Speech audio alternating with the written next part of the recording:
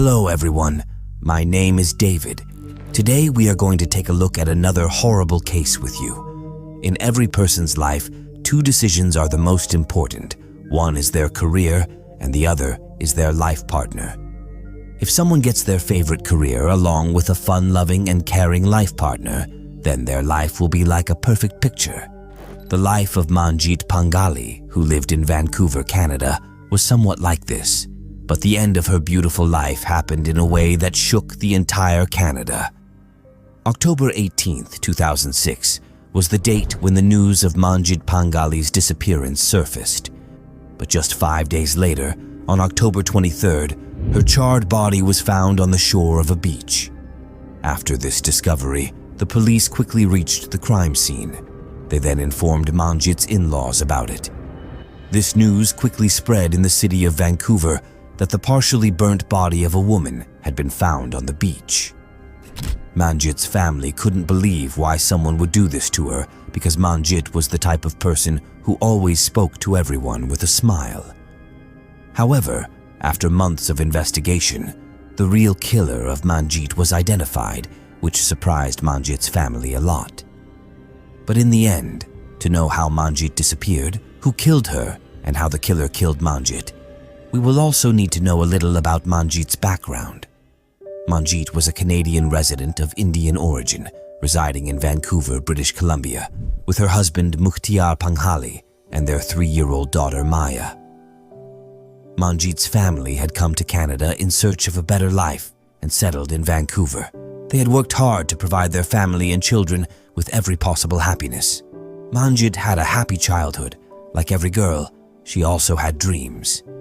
She had decided long ago that she wanted to become a teacher. Manjit pursued her education to become a teacher at the university, and it was during this time that she met Mukhtiar. Mukhtiar's family also hailed from India, and he had come to Canada to pursue his career in the teaching field.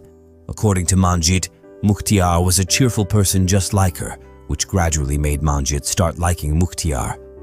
Their meeting at the university gradually developed into feelings of love. After dating for a while, they eventually decided to get married. When both families found out that they both wanted to get married, they were quite happy. Manjit's family trusted that Mukhtiar is a good and responsible guy who will always keep their daughter happy. Additionally, Mukhtiar's family also liked Manjit as a good girl. Following this, Manjit and Mukhtiar got married in 1997. In the eyes of both families, they were a perfect happy couple who were quite friendly and cheerful. However, just a few years later, when Mukhtiar's true colors were revealed, Manjit had to face difficulties in her married life. Actually, Mukhtiar belonged to a conservative family, and his thinking was somewhat similar. According to him, Manjit should serve him, and when Mukhtiar returned home from work, there should be delicious food ready on his table. But now Manjit was quite troubled by Mukhtiar's behavior. She was a woman of strong determination and hard work. She had never imagined Mukhtiar's mindset would be like this. When Manjit told her sisters and friends about the difficulties in her married life, everyone told her that these are just the initial days of her relationship, and there are always some differences or arguments between every new married couple. She just needs to be a little patient. After this, along with Manjit, his sister and Manjit's friends also forget about this matter. Just as Manjit had planned the rest of her life, she had also planned her pregnancy in a similar way, and now she wanted to become a mother. As a result, 6 years after getting married, her dream also came true. In 2003, Manjit gave birth to a daughter, whom she named Maya. Manjit was quite happy, and Mukhtiar was also very happy. Now Mukhtiar spent most of his time with Maya. Mukhtiar loved his daughter very much. Because of this, everyone began to feel that perhaps whatever difficulties were coming in Manjit's married life, they had all ended. But this was not true. After Maya's birth, Mukhtiar started drinking even more. Whenever he drank, he would stay out of the house until late at night, and when he came home, he expected his wife to have cooked dinner and be waiting for him. But Manjit, who wanted care and support after pregnancy, was quite broken by her husband's behavior. Because of this, Manjit slipped into depression, and the dreams she had dreamed were now shattering in front of her eyes. Now she understood how big a mistake she had made in understanding Mukhtiar, and she was not understanding what to do to set her health and future in the right direction. During this time, Manjit does not take any big step and stays at Mukhtiar's house with patience for 3 years. But in 2006, Manjit plans for her second child so that happiness can once again enter the house. However, due to daily arguments, she begins to feel that it's no longer possible. But then, shortly after, Manjit becomes pregnant again, and Mukhtiar is quite happy upon hearing this news. Suddenly, Mukhtiar's behavior had changed significantly. He began to love and care for Manjit as before. This made Manjit very happy, as she felt that she had regained his lost love. But she didn't know that this happiness was for very short time. Friends, before moving forward in the video, I have a small request for you. I want to let you know that behind the David True Crime channel, there is a team of 5 people who work hard to bring you the best quality content through thorough research. Currently, our team is entirely dependent on the YouTube Partner Program, but due to low subscribers on our channel, we are not receiving any financial support from YouTube. Therefore, we are unable to cover the expenses of video production. Without financial support, we won't be able to continue working for long. If you appreciate our efforts, you can support us according to your preference by visiting the link provided in the description. Your small support will motivate us to work effectively on the channel. Thank you. Now, let's continue with the story. On October 18, 2006, Manjit had left for her prenatal yoga class, but a considerable amount of time passed and Manjit did not return home. The next day, Mukhtiar called Manjit's family and informed them that Manjit hadn't come home since yesterday evening. Upon hearing this, Manjit's family became somewhat worried. They then called Manjit's sister Jasmine and narrated the whole story. Then Manjit's sister also called all of Manjit's friends, but Manjit hadn't gone to any friend's house. In fact, whenever there was an argument between Mukhtiar and Manjit, Manjit often left with her daughter without informing anyone, sometimes going to a hotel or a friend's house. Everyone thought that the same thing had happened again this time, and Manjit would return home shortly. But this time, Manjit's daughter Maya was at home, and this worried everyone a lot because Manjit loved her daughter Maya very much and never left her alone anywhere. Now it had been a whole day since Manjit had gone missing, so everyone began to suspect that something untoward might have happened to her. Therefore, her husband Mukhtiar lodged a missing person complaint at a nearby police station on the night of October 19th.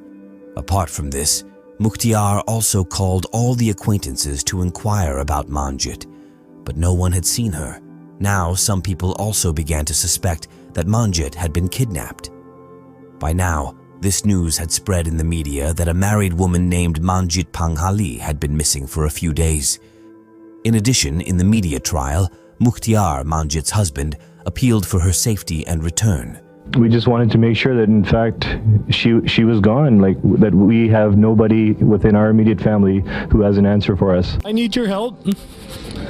On the other hand, during the police investigation, phone calls of all the members of the household were traced, but the police did not find any significant information here as well.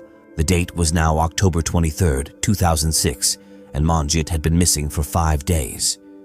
But Manjit's husband and family members became worried when the police informed them that a charred body had been found on the shore of a place called South Delta, and they were asked to come and identify it. When Manjit's family members went there to see, they found that the body was indeed Manjit's. Then Manjit's dead body was sent for post-mortem, and when the post-mortem report came, it was found that there was a girl child in Manjit's womb. This news shattered Manjit's family, wondering what sin their daughter had committed that someone brutally murdered her by burning. If looked at logically, Manjit's killer not only took one life by killing Manjit, but also took the life of the child growing in her womb.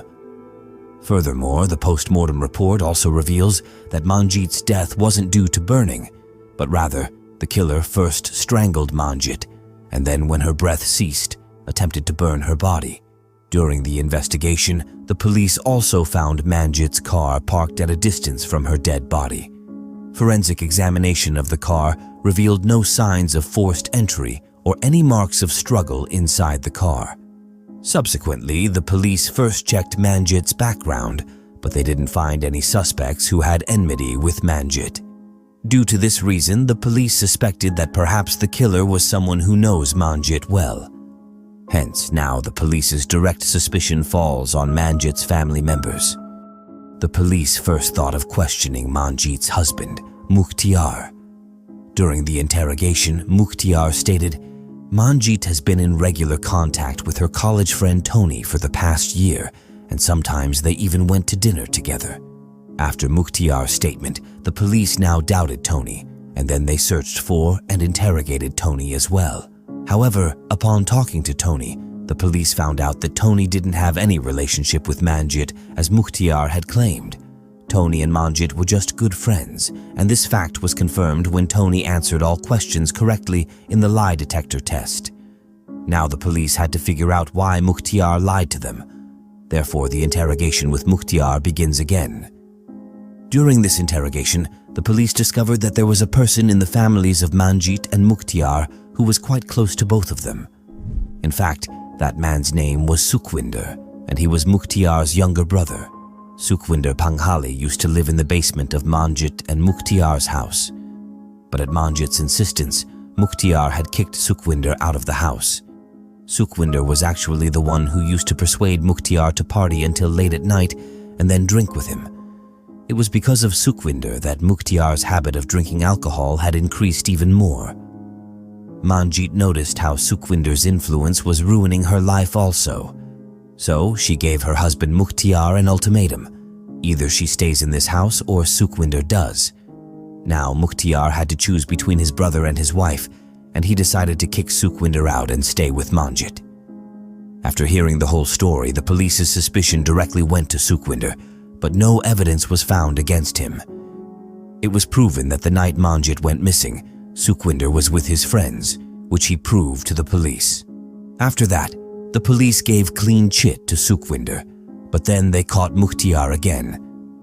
By now, the police had found out that the relationship between Manjit and Mukhtiar had started to deteriorate just a few months after their marriage. When Manjit found out about Mukhtiar's daily habit of drinking alcohol, she scolded him every time. On the other hand, Manjit had hurt Mukhtiar's brother Sukhwinder by throwing him out of the house, which had bruised Mukhtiar's ego and masculinity, causing him to harbor even more hatred towards Manjit. However, despite this, there wasn't solid evidence to make Mukhtiar a prime suspect in Manjit's murder case. Moreover, Mukhtiar's family and friends also had considerable trust in him. But now the police decided to re-examine all the evidence. Firstly, the police noticed that the driver's seat of the car was pushed far back, indicating that Manjit hadn't driven the car himself to that location. Rather, there was someone else with him in the car at that time. Secondly, Mukhtiar had mentioned the location of Manjit's prenatal classes in his statement, and the car was parked near that area. However, during the investigation, it was found that there were no prenatal yoga classes in that area, and the actual location where Manjit used to attend her prenatal classes was approximately 15 miles away from the location provided by Mukhtiar. Consequently, Mukhtiar's lie was caught. In simple words, Mukhtiar told the police that Manjit's prenatal yoga class location was where her dead body was found, but in reality, Manjit's prenatal classes were far away from that place. After that, the police tracked Mukhtiar's phone's location and call records, and here the police found out that Mukhtiar had Manjit's cell phone, in which he had inserted his own SIM and was using it. This revealed to the police that on the evening of October 18th, Manjit had come to Mukhtiar's house.